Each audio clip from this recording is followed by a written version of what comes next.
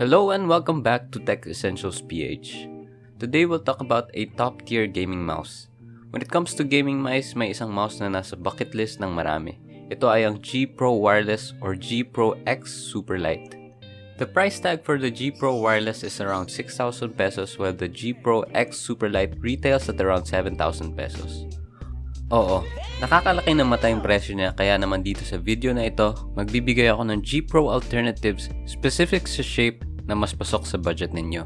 Disclaimer lang na ang performance, build quality, parts ng mouse ay directly related sa price kaya the cheaper the mouse, the cheaper the quality or composition. Meron tayong nahanap na apat na mouse na very similar shape or exactly the same shape sa GPRO Wireless. Ito ay ang Onikuma CW903, HXSJ T90, Fantech Hive UX2, and Ajaz I305. Magsimula tayo sa cheapest which is yung Onikuma CW903 and HXSJ T90. Parehong mouse na to ay nagkakahalaga ng 500 to 600 pesos.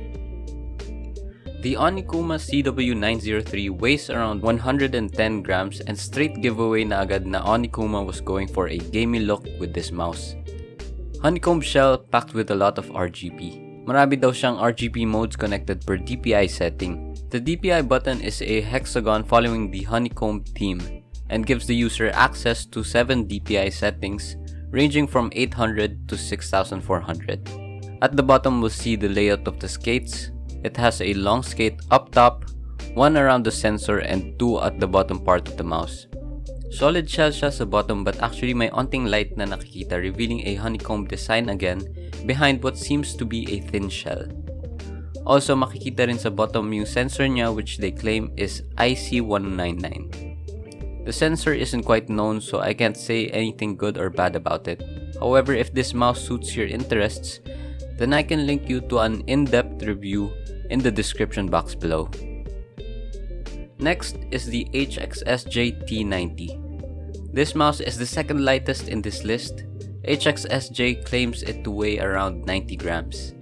This mouse also has a honeycomb design, however, mas maliit yung hose niya compared sa Onikuma CW903. The mouse is wireless and rechargeable like most generic wireless mice. It doesn't have that much RGB compared to the Onikuma. Yung RGB niya ay nasa 2 spots lang, sa HXSJ logo and sa bottom outline.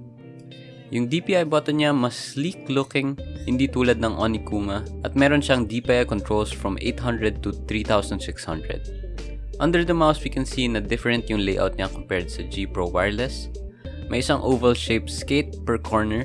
I think around the sensor it should have as well, pero judging this photo from a Shopee buyer, I don't think may nakalagay na skate. Beside the sensor, meron itong on and off buttons and wireless connectivity options. When it comes to the components, walang details na makikita at all for this mouse. With that, we don't know anong sensor meron tong mouse na to. With its switches, wala rin details about the brand, but sa Shopee, nakastate na 10 million click lifespan.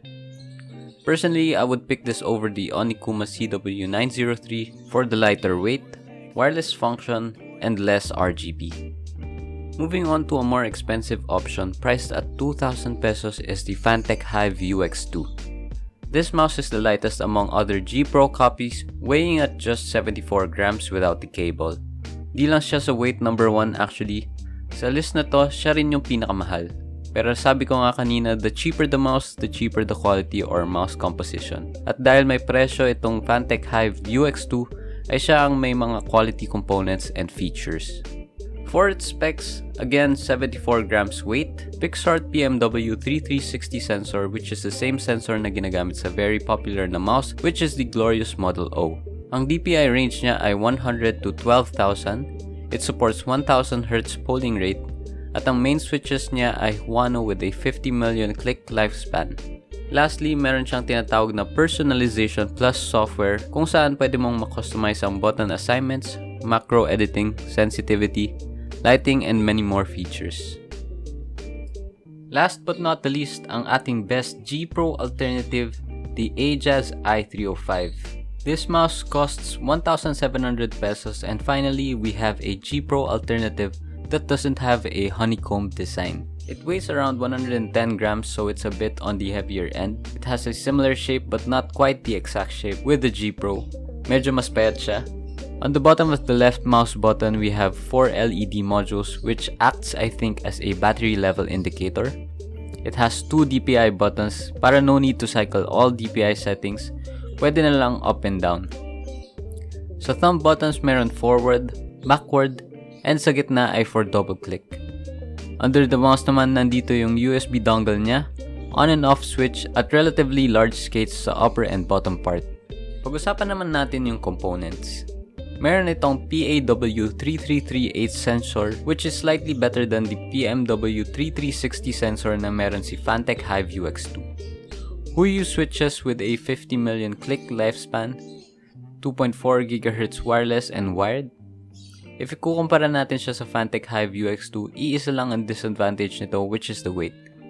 But overall, ito pa rin yung better alternative to the GPRO Wireless which is why siya ang top 1 sa list na to.